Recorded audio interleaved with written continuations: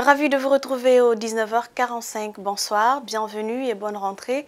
L'actualité bouge et on vous informe. Voici les titres du journal. Voilà un an, ce 5 septembre 2022, depuis que s'est perpétré le coup d'état militaire du CNRD. À sa tête, Mamadi Doumbouya, un renversement de pouvoir qui a destitué l'ancien président Alpha Condé qui a dirigé le pays de 2010 à 2021. Et puis l'appel à manifester du Front National pour la défense de la Constitution a été peu suivi ce 5 septembre.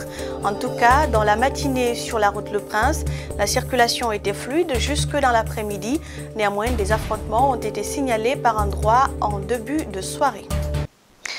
Bienvenue à tous. Un an, jour pour jour, que le CNRD conduit les destinées de la Guinée après le coup d'État le 5 septembre 2021. Un an après, à Zérékoré, c'est à la place des martyrs que citoyens et militaires ont célébré l'an 1 du CNRD. Et cette célébration a été aussi l'occasion pour les autorités de la ville d'égrener les réalisations de la junte et de renouveler leurs engagements à accompagner la transition. Le compte-rendu de notre correspondant Moïse B tient la main. Ils sont venus des différents quartiers de la commune urbaine de Zérékoré pour célébrer avec les militaires l'an du CNRD. Dans son discours, le maire de la ville a passé en revue les réalisations du CNRD dans sa commune avant de rassurer les autorités de l'adhésion de la population aux ambitions de refondation de l'État du colonel et son équipe. L'électrification de la ville de Zérékoré est devenue une réalité. C'est le lieu et le moment de vous exprimer toute notre adhésion. Le changement tant souhaité par les Guinéens verra le jour. La corruption, l'injustice, la malgouvernance, entre autres, ces pratiques avaient éprouvé les Guinéens. Et c'est ce qui a motivé les militaires à prendre leurs responsabilités, à tenir à rappeler que le commandant de la 4e région militaire du pays. Le 5 septembre 2021, que notre pays, la Guinée, se trouvait dans un état critique de son fonctionnement. C'est ainsi que le dimanche 5 septembre 2021, le Comité national de rassemblement pour le développement, à sa tête, le colonel Mamadi Doumbouya, a pris le pouvoir pour redonner l'espoir aux filles et fils de la Guinée. Les défis sont énormes et pour le nouveau gouverneur, ils ne sauront pas être relevés par le CNRD sans le soutien de l'ensemble de la population guinéenne. Son Excellence, Monsieur le Président de la Transition, de par ma voix, exprime toute sa reconnaissance pour votre entière disponibilité à accompagner le gouvernement dans une transition apaisée. Vaillante population de la Guinée forestière, notre diversité culturelle doit être un atout majeur pour le développement socio-économique de la Guinée en général et en particulier la Guinée forestière. Un an déjà derrière nous, les prochains mois seront décisifs et les citoyens veulent garder l'espoir qu'ils permettront à la junte au pouvoir de dérouler et surtout exécuter le projet de refondation que leur ont été promis. Rétrospective sur ce coup de force conduit par le groupement des forces spéciales, des soldats en position de défense, des balles qui fusent et un palais présidentiel quadrillé. Nous sommes le dimanche 5 septembre 2021. Le groupement des forces spéciales tente de prendre de force le pouvoir. C'est un coup d'État, le 3e et le premier réussi depuis l'indépendance du pays.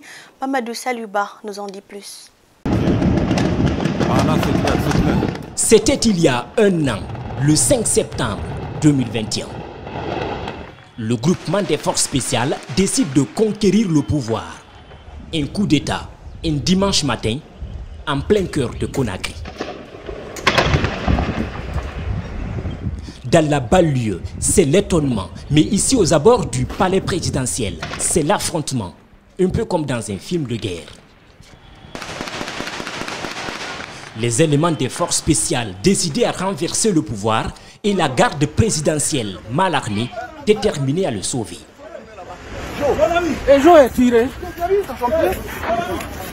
Pendant plusieurs heures, les combats font rage. Vous entendez?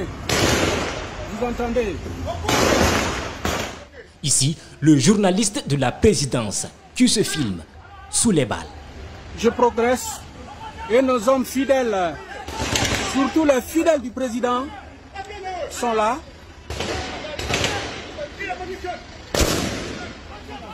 Des images des soldats blessés qui opposent une résistance mais coupés des renforts qui finissent par tomber ou baisser les armes. Au bout de quelques minutes, plus aucune résistance. Le colonel Mamadi Doumbouya entre dans le palais présidentiel et s'adresse à la nation. Après avoir pris le président qui est actuellement avec nous, de la République, nous avons décidé de dissoudre la constitution en vigueur. Et pour rassurer davantage de la prise du pouvoir, le colonel s'empare de la RTG et en direct s'adresse une deuxième fois à la nation. Nous n'allons plus confier la politique à un homme, nous allons confier au peuple. Le président Alpha Condé, dans les mains des forces spéciales, un communiqué dissolvant toutes les institutions de la République. Après 10 ans et 11 mois de règne, la page Alpha Condé qui briguait un troisième mandat est tournée. Après un an aux commandes, les actions du CNRD restent au centre des débats. Il y a quand même acteurs sociopolitiques qui saluent des efforts fournis par le CNRD dans le cadre de la lutte contre la corruption, avec la mise en place de la CRIEF, qui a été d'ailleurs l'élément fort de la junte. Il estime que cela a permis la moralisation des biens de l'État. Cependant, d'autres déplorent un acharnement politique de certains présidents de partis. Il fustige également la non-déclaration des biens de l'actuelle classe dirigeante. Un an du CNRD, le bilan sur la lutte contre la corruption, c'est avec Alseni Bari et Aboubakar Keke Bangoura. C'est peut-être l'un des bilans que la gente pourrait s'enorgueillir, la lutte contre la corruption. Quelques mois après le coup de force, elle met en place la CRIEF avec pour objectif de traquer les délinquants financiers du régime tombé le 5 septembre. Mais pas que. Tous les ministres, les hauts cadres, chacun se méfie un peu par rapport à la chose publique. Parce que chacun a peur que parle de la CRIEF. Kassouri Fofana, Mohamed Diané, Oye Gilavogui, même l'ancien président de l'Assemblée nationale sont interpellés et placés sous mandat de dépôt à la maison centrale. Cellou Dalin, ciblé avec le dossier Erguiné. Un signal certes fort que la classe politique salue pour la moralisation de la gestion des biens publics, mais craignent des règlements de compte. La façon, n'est-ce pas, dont cette CRIEF est en train d'être instrumentalisée pour essayer d'éliminer certains leaders politiques, la façon dont la CRIEF est en train d'être instrumentalisée pour des règlements de compte, cela malheureusement va en défaveur de notre justice. Des mots dénoncés par certains acteurs politiques et de la société civile. Les personnalités qui ont été inculpées, ils n'ont pas été inculpées en tant que leaders politiques, ils ont été inculpés en tant qu'anciens gestionnaires, soit entre ancien ministre ou ancien premier ministre. Et vous ne pouvez pas donc demander de lutter contre la pollution sans les toucher. Et vous les touchez, alors ils font brander leur parapluie de politique et ils veulent être traités comme des politiques et non des anciens gouvernants de l'État. Donc c'est cela qu'il faut absolument éviter pendant cette transition. Pourtant, au sein de l'administration, personne n'a déclaré ses biens. Des médias dénoncent comme d'habitude des cas de détournement, comme à l'OGP. Mais silence, le CNRD travaille. Un paradoxe, cela voudrait tout simplement dire qu'il voudrait, n'est-ce pas, en faire justice, lui, en n'étant pas justiciable. Le principe élémentaire, effectivement, d'un bon gouvernant, c'est de déclarer ses biens. Et si ceci n'est pas fait, cela ne veut pas dire qu'il ne lutte pas contre la corruption. Mais il faut bien voir les actions qui sont posées pour lutter contre la corruption. La CRIEF, un couteau à double tranchant, adulée quand elle nous sert, blâmée quand elle nous vise. Malgré tout, ces différents acteurs militent pour sa continuité, même après la transition. Autre fait de l'actualité, je vous l'annonçais, l'appel à manifester du Front National pour la défense de la Constitution, FNDC, était peu suivi sur l'axe Le Prince ce lundi 5 septembre. Disons dans la matinée, contrairement aux précédents appels, le constat était tout autre ce matin. La circulation est restée très fluide sur cette zone dite de tension lors des manifestations politiques. Des citoyens rencontrés sur l'axe ce matin disent être préoccupés par la recherche de leur quotidien. André Mossimilimono, Ibrahim Soriseng Souma nous en disent plus. C'est un fait assez rare, ici, sur l'axe Le Prince. L'appel à manifester du FNDC boudé par les habitants de la zone. Ici, à Bambeto, la circulation est restée très fluide.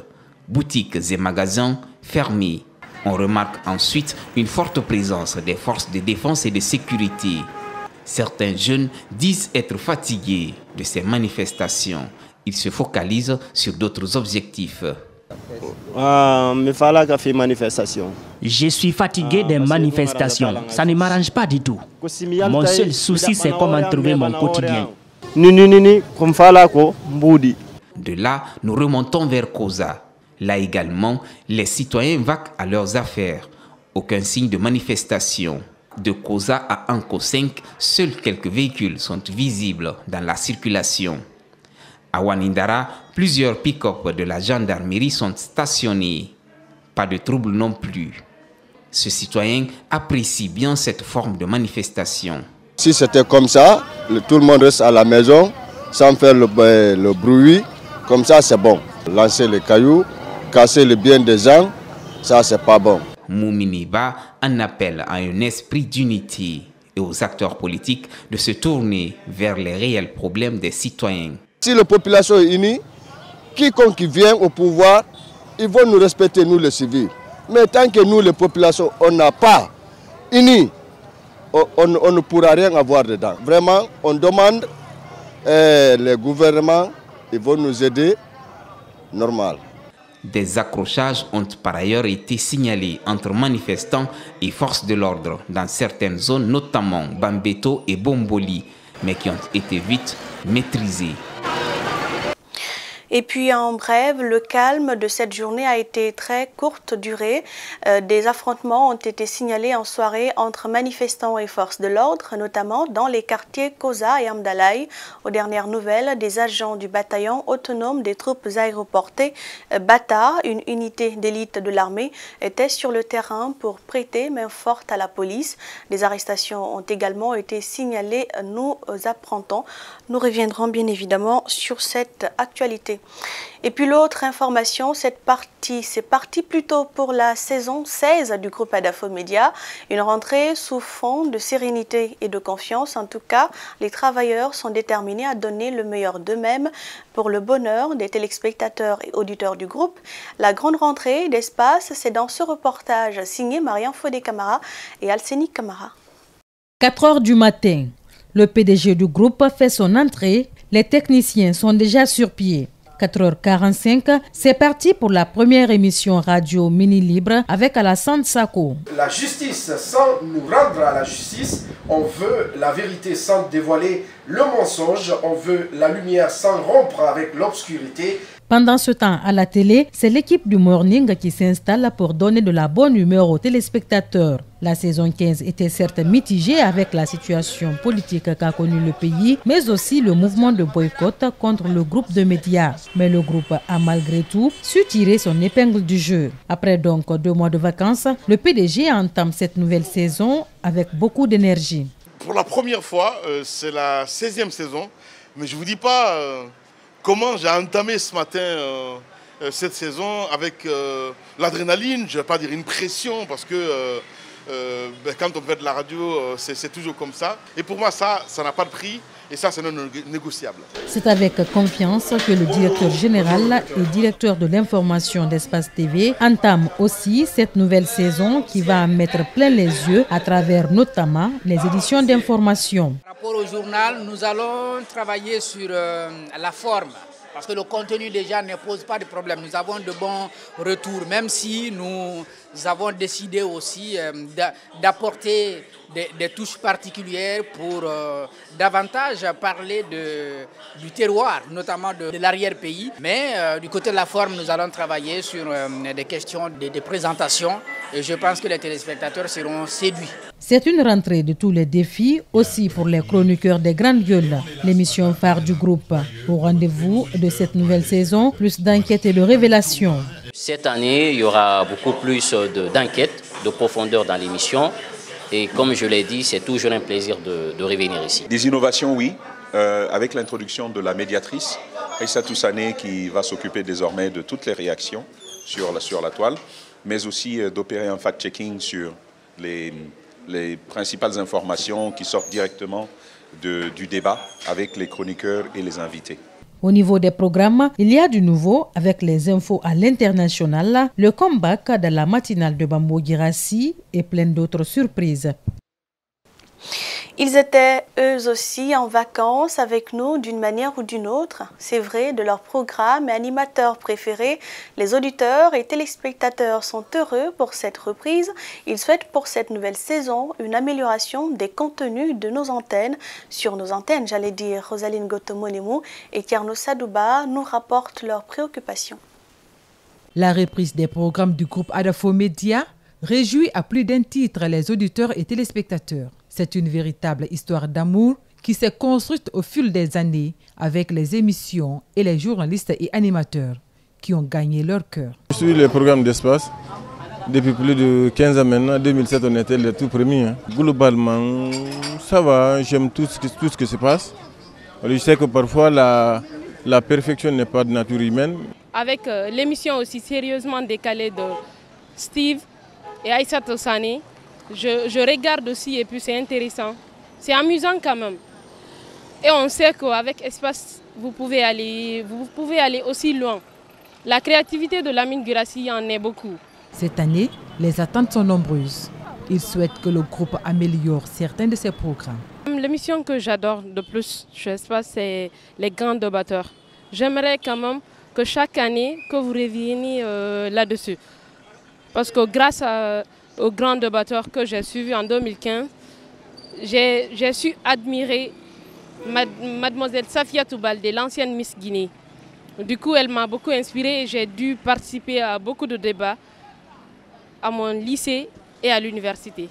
Et surtout améliorer certains débats au niveau des grandes gueules, laisser les gens s'exprimer au bout de leurs idées, avoir au moins des contradictions et accepter les uns et les autres. Bon, j'aimerais qu'on fasse passer les souvenirs du passé, ne pas oublier les pères fondateurs de l'indépendance. Je voulais, l'espace va améliorer les réseaux, surtout dans les villages, pour que les gens écoutent très bien l'espace. Préoccupation entendue et prise en compte par la direction générale du groupe qui n'a pas lésiné sur les moyens et les énergies pour donner entière satisfaction aux auditeurs et téléspectateurs. Et voilà comment s'achève cette édition. Merci à vous pour l'attention et l'intérêt. Les infos reviennent à 22h. Très bonne soirée à tous sur Espace TV.